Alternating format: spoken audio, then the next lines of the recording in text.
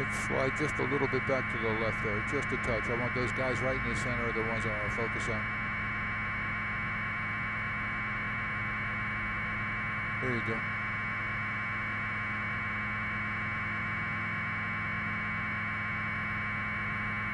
Okay. All right. All right.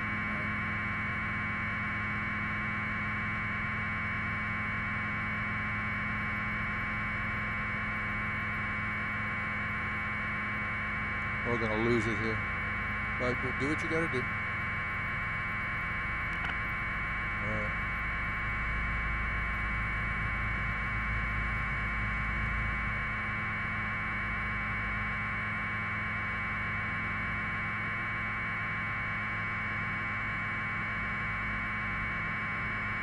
No.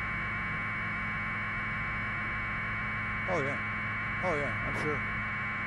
No worries, we're fine.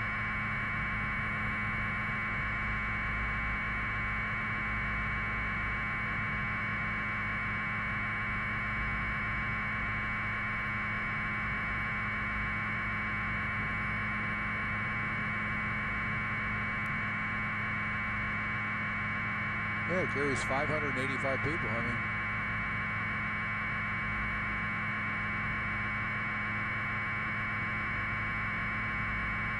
yeah.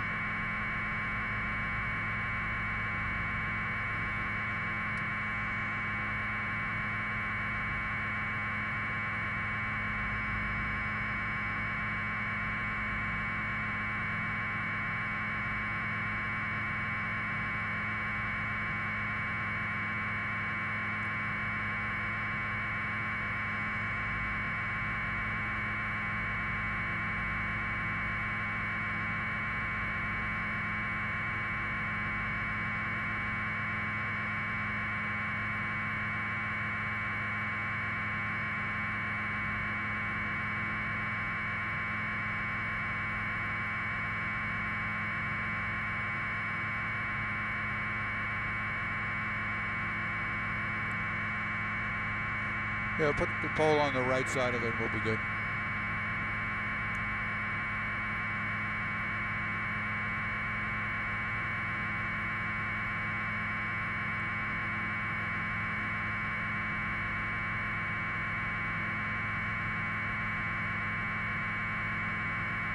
Well, that technical rescue team you made reference to, Jeff, they are here on the scene. They do have set up a command post, a cluster of firefighters that you can make out there right in the center of the screen, including the guy with the yellow flak jacket on there on the right-hand side. They have a device, it's called a Polaris. It's a search and rescue device that they can send in. They're going to be conducting listening operations, as we indicated a little bit earlier. We jumped the gun on reporting that because they had not arrived yet. The devices had not yet arrived on the scene. They are here now, and they're going to be using them. They have indications that there may be somebody underneath that center section of rubble right there, and that's where they made the determination that they want to start to do their searching. So they'll be doing that in the next 15 or 20 minutes here. They'll be asking for total silence from everybody around in the area. That'll go out over a PA system, and you'll be able to hear a pin drop right out there, because all the air traffic and everybody else is going to be out of the area, as we are some 2.5 miles away now, as we continue to monitor this situation that has left several people dead, at least 4 people taken to Kendall Regional Medical Center, one of them a trauma alert with major injuries. Reports of one person who was able to escape and extricate themselves and ended up in the parking garage at the FIU campus right there at the base of this concrete pedestrian walkway that came down, treated by fire rescue on the scene for some bumps and bruises right now. On the scene, will not be transported at this time. So a fluid situation here as they continue to assess the damage that was done here. There was this big crane that was here on the scene that was being used for some construction work. They did bring it in and move it closer to the scene with the idea that at some point they may need to be to either secure some of the concrete loads while the firefighters work underneath, or to remove some of that concrete so they can access some of the vehicles that are trapped underneath there, with possibly with people and drivers inside.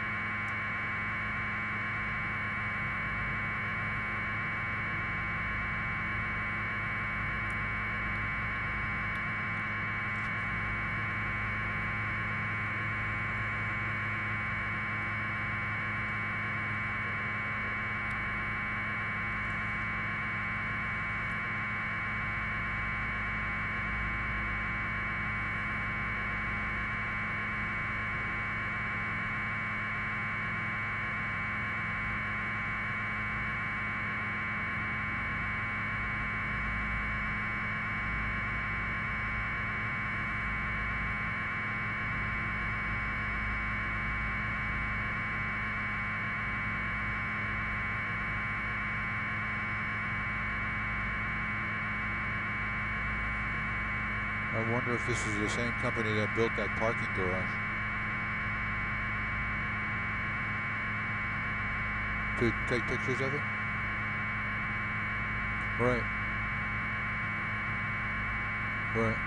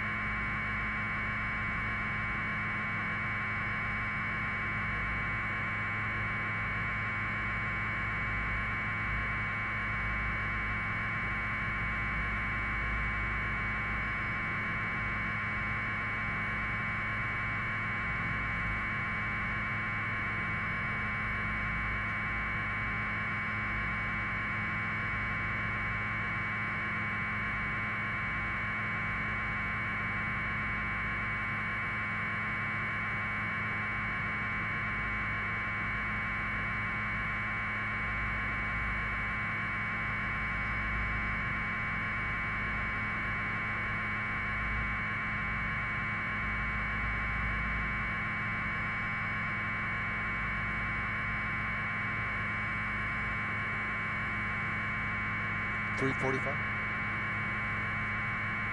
340 to 345.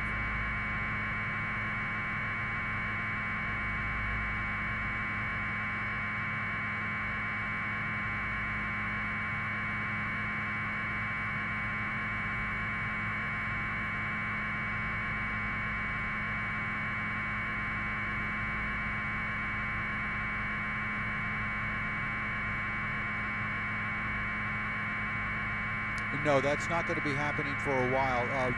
What they're doing is they're trying to assess the damage from a standpoint of, initially, Lynn, it's always search and rescue. That's the term that they use, search and rescue. And then it becomes search and recovery after they determine that they cannot render any aid to anybody that might be injured. At this point, they're still focusing on several small sections of what would be the westbound road there on Southwest 8th Street here at 109th Avenue, where this pedestrian bridge came down. They're focusing on that right now. They're using several listening devices that are provided by the technical rescue team there and a search and rescue team, trying to listen for any sounds of anybody that might be trapped underneath there. But the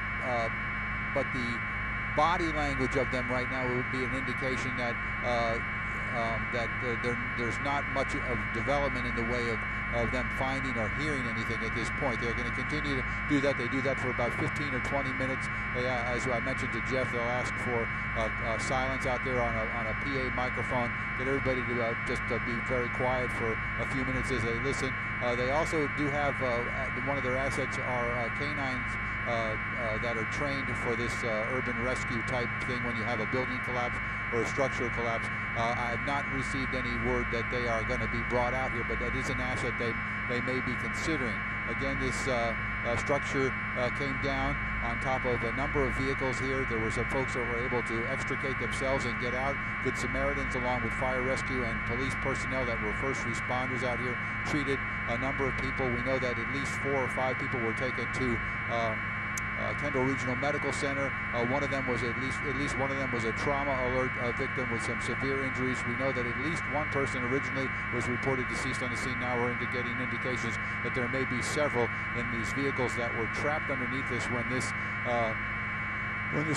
structure that is probably maybe 25 to 30 feet at its highest point came down. 2 layers of concrete pancaked together and then down onto the ground there on top of those vehicles. And you gave a number for how many tons it is, but obviously a massive structure and a massive collapse out here, Lynn.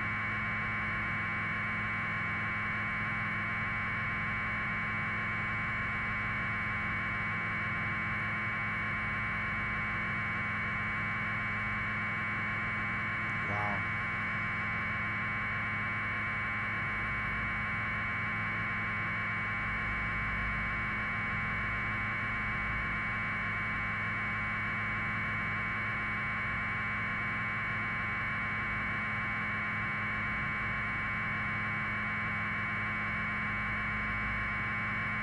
Yeah.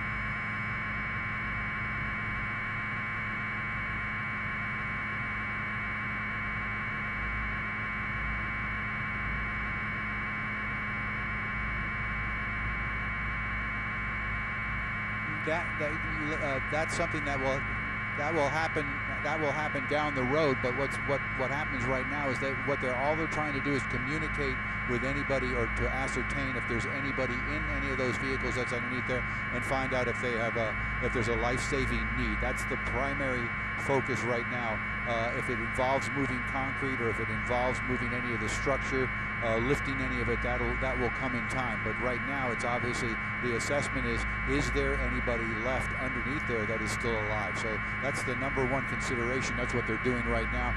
Once they make that consideration, if they do establish contact, I'm sure we'll see quite a scurry of activity, but that's not happening right now. What we're seeing is those, especially right in the dead center of the screen, right there, just below that the base of that red crane. You can see there are firefighters there. There's one that appears to be doing some manual labor there, either pumping up some kind of a device.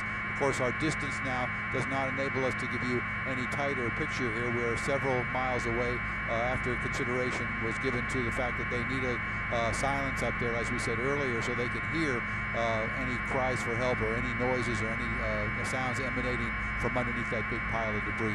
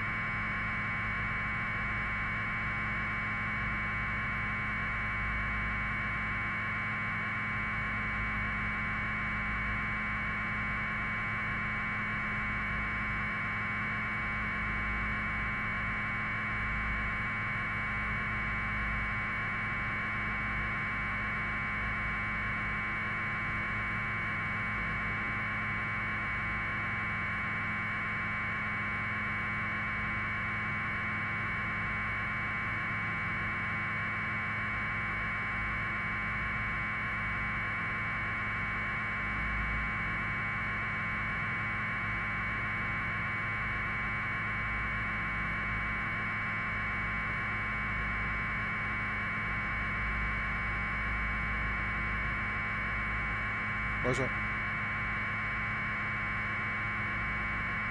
Okay.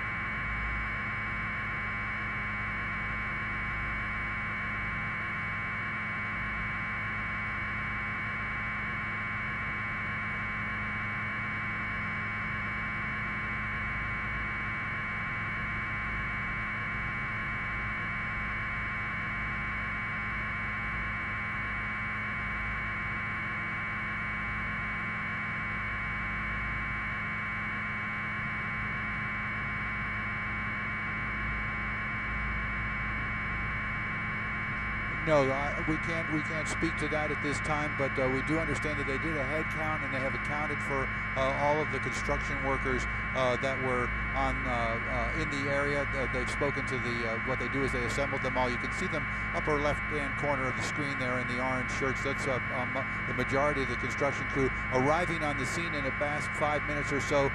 Unsafe structures representatives, those are folks that work for the county, along with some of the building department folks that are responded out here. And right in the center of the screen, all those blue shirts that you see right there, and then also a smaller crane. I don't know if you can make it out there, but it's right dead center in the middle of the screen. There appears to be a white door on the back of that. That's the one of the control modules there for that crane. It pulled in off the, came down the roadway here from the west side, traveling east, and is now pulled up right to the west side of the collapse there. It's a lifting crane, and our understanding is that it's being brought in just to be in a standby position in case they need to access its capabilities there and lifting some of that concrete out of the way. Again, Miami-Dade Fire Rescue technical rescue team here on the scene. They have set up their command post. They have deployed several of their listening devices and are in the process of going from one side of the accident to the other.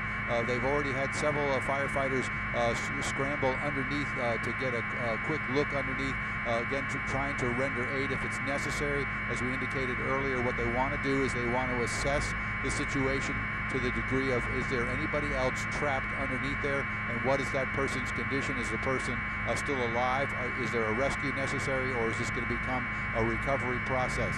At least 6 vehicles trapped underneath it. This span that goes across Southwest 8th Street here at 109th Avenue came crashing down two tiers of it. The walkway itself and then the structure that's above it came down, pancaked on top of a number of vehicles that were traveling in the area there. Some folks, again, were able to scramble out of their vehicles. Miraculously, we saw, at least in some of our video, we saw a couple of cars where the concrete came down on the hood but did not make egress into the cabin of the vehicle, so that the front windshield was still intact and the doors were open, and it would appear that the people were able to get out. There were several people that were what the fire department called walking wounded, with minor bumps and bruises and contusions. There were 4 people, actually now I'm getting word 5 people that were transported to Kendall Regional Medical Center with injuries, including 1 trauma alert. That's where they have life-threatening injuries or severe injuries. They notified the department there that that's where they were going to be taking that particular victim. And then, of course, early on, we heard that there was at least 1 person deceased in a vehicle that was clearly visible. We believe that's where the yellow tarp was set up over here on this side of the screen here in the eastbound lanes. And then now we were hearing later that there were several other fatalities in this. Of course, we're waiting to get more information. Fire Rescue did an assessment, spoke as we spoke earlier when we started about who was here and who was working and where they were, what their job was.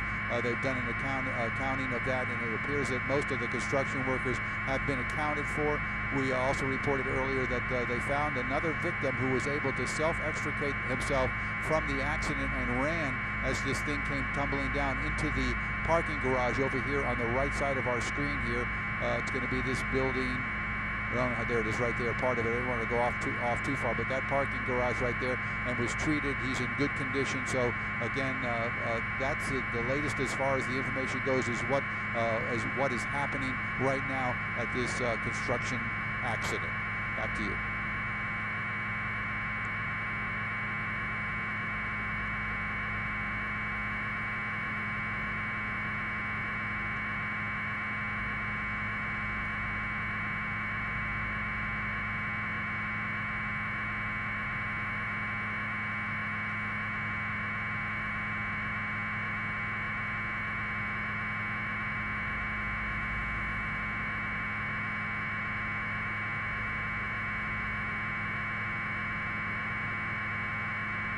Right. Right, and if you think of this, there are 8 lanes of traffic, 4 in each direction, plus you have 2 turn lanes there to the entrance to FIU. So that's 10 lanes of traffic that could have been involved with this when it came down. I would say that time of day probably played a big part of it, because we are not quite into the well, we're getting closer to the rush hour now, but it wasn't quite rush hour. Kind of a little bit after midday traffic would still be heavy. But yes, it is amazing that as few cars as we've seen are underneath it. Now again, that's what we could see. That's what was visible to us from the air. Unknown how many other vehicles may be underneath there that we couldn't see because they were completely covered by this concrete structure that came down. So again, we'll get some numbers as they come in, and obviously pass them along to you guys.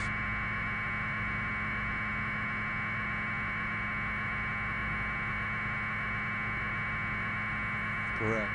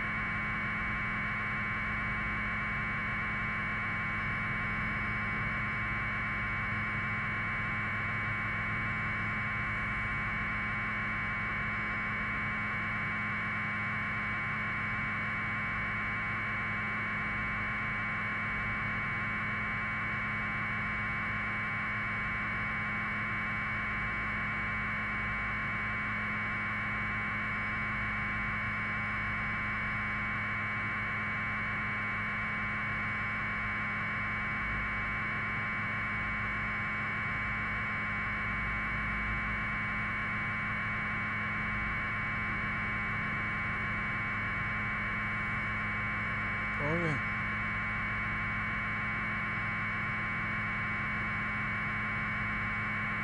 Yeah.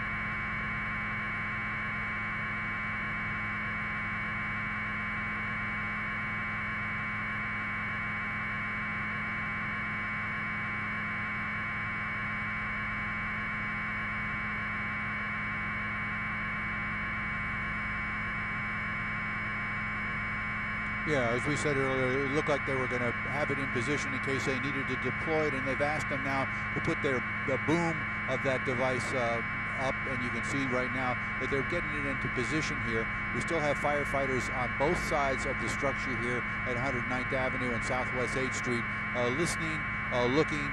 We've seen firefighters get down on their hands and knees and crawl underneath a short way, leaving their legs exposed outside of the structure that's collapsed down here, looking and listening, still waiting.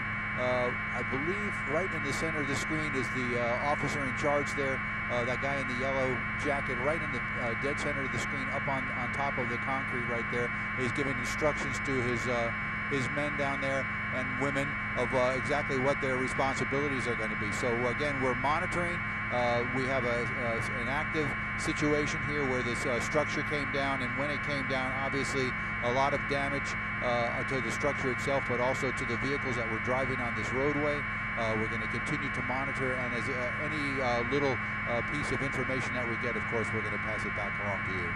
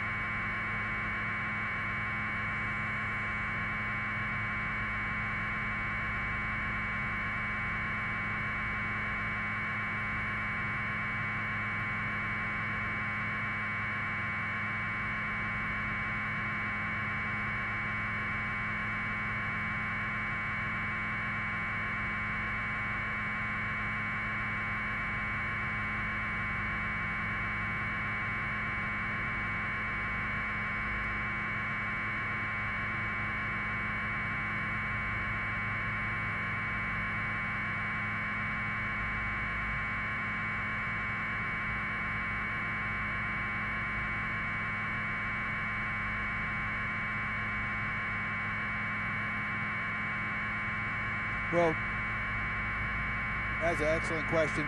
My understanding is that the first responders, the firefighters and police officers that first responded out here, administered aid to the people that they could treat on the scene, and also assess report back what they could see. They're debriefed very, very quickly by the technical rescue team, and of course any other people that were in the area as to exactly what they think might have happened. Once they do that, if they have any kind of indication of numbers of vehicles or where the location of those vehicles are, any of the pertinent or particular information that's going to help them assess the situation to decide where they're going to start, what they're going to do first. Obviously, it's coordinated. They close off the scene to all traffic, including air traffic, as we mentioned. They did debrief the construction workers, from what we understand, and also some bystanders and onlookers who were first here on the scene to witness this. And then they start to look, and they're where they can make access without putting themselves into harm's way or into any danger. They'll effort the rescue efforts. In the meantime, all that information is transported or transferred to a big board at the command post, so that they know where all of their assets are and what they're doing.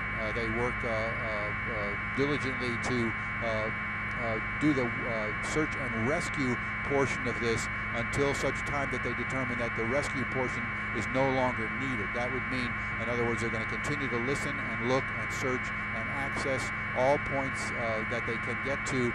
They'll also talk to the construction workers and or their advisors with unsafe structures as to what the best direction, the best method is to get in there and remove anybody that, if there is still anybody in there. So again, I believe that this process of listening and doing the search portion is still underway here. We're not hearing a lot more than that right now. That's pretty much what they're doing. All the other officials that are going to be called out have been called out. The response time was immediate. From the time that we heard the call back at North Perry Airport and launched, it took us about 7.5 minutes to get here. By the time we got here, they had already treated 4 people and transported 2 to the hospital. They had already made the assessment of who was not going to be needing treatment, the walking wounded folks, and they also knew that there was at least one person, and that number now is up to several people who were killed in this accident here when this pedestrian walkway came down. So again, we're monitoring the situation. As soon as we get any more information as to the particulars of what the next step might be for fire rescue personnel. We did mention that they did deploy this crane here, which they raised the boom out and have extended it here, the arm of that boom out here over towards this, to the what would be the south side of Southwest 8th Street here at 109th Avenue, in an effort to be ready when called on if they have to do any heavy lifting. So that's the latest information we have for you. As soon as we get any more, we'll get it back to you.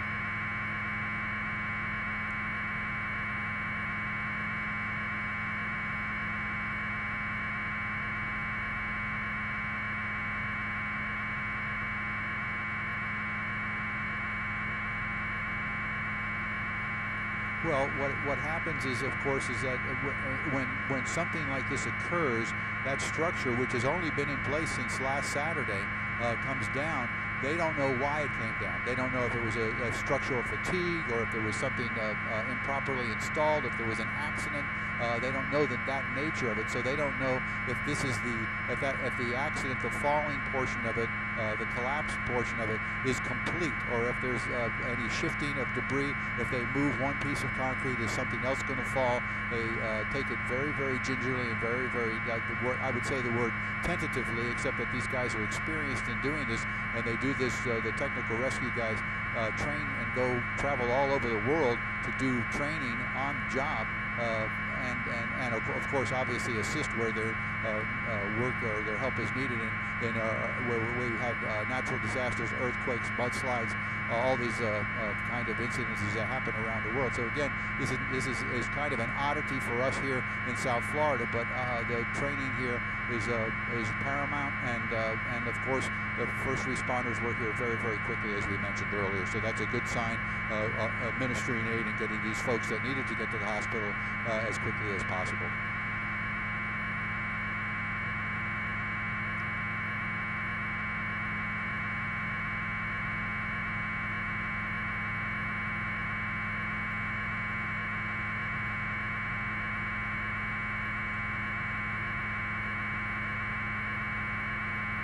Yeah, it's not Hollywood. It's real life, and in real life, this is the way things plan out. And it does sometimes it does take time, and sometimes they're able to make those assessments and know that well, this is the area that we need to focus on, and we're going to do that. But we have not seen any commotion. We have not seen people running around. We've seen a very deliberate assessment of the situation here. And again, from the traffic that we're listening to on the radios, they seem to have the situation in hand. Now again, this is a fluid situation. There may be information, or there may be things that are happening that we're not able to monitor. We want to advise folks of that. So again, we'll just continue to provide the pictures, and what we hear, we'll let you know.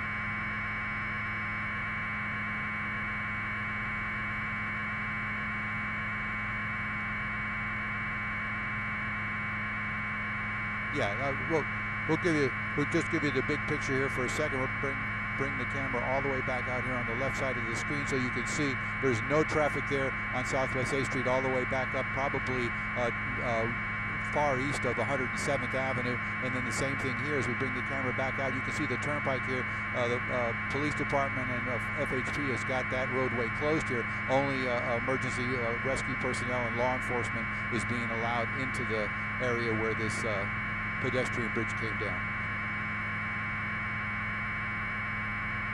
Okay.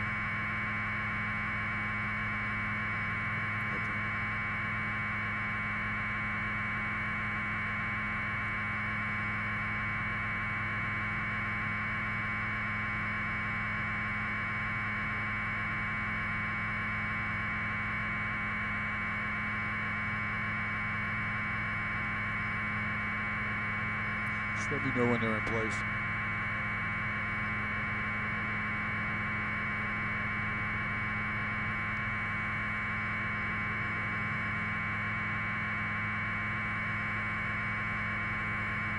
We're just waiting for the other. Do you see the other station's shot?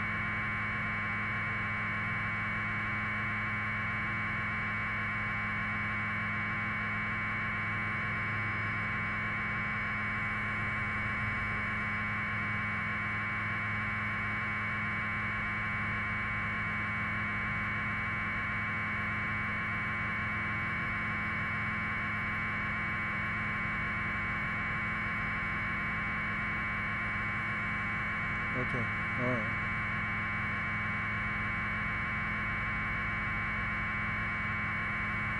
A36 News, Skyforce, A36.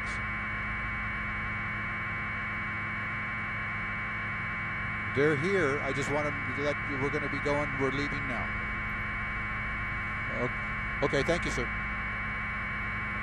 All right, we're out of here.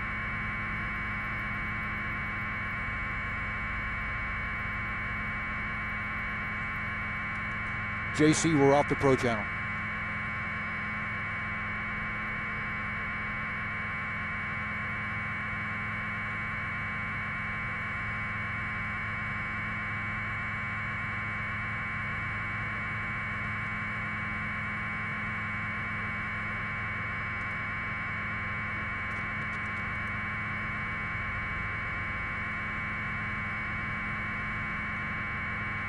Shut down.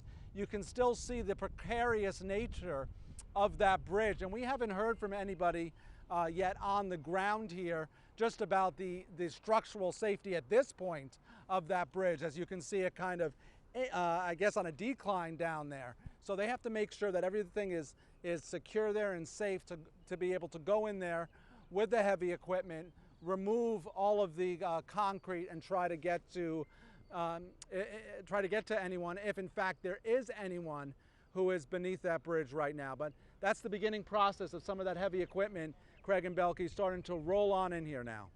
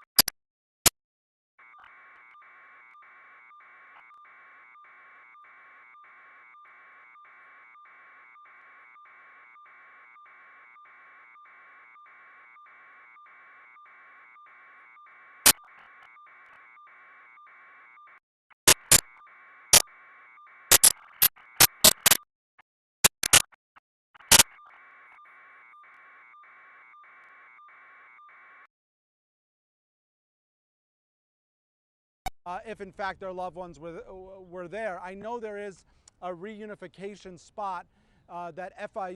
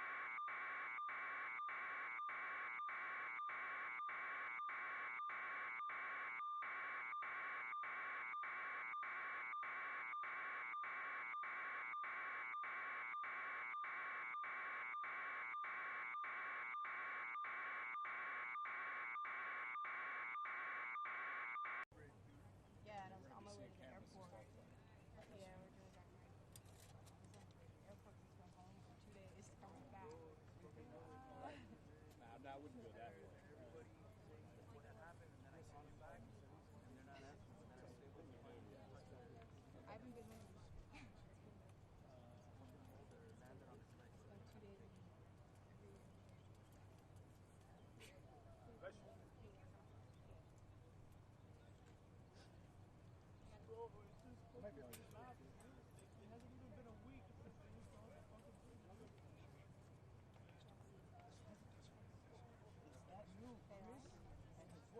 you should have him call it.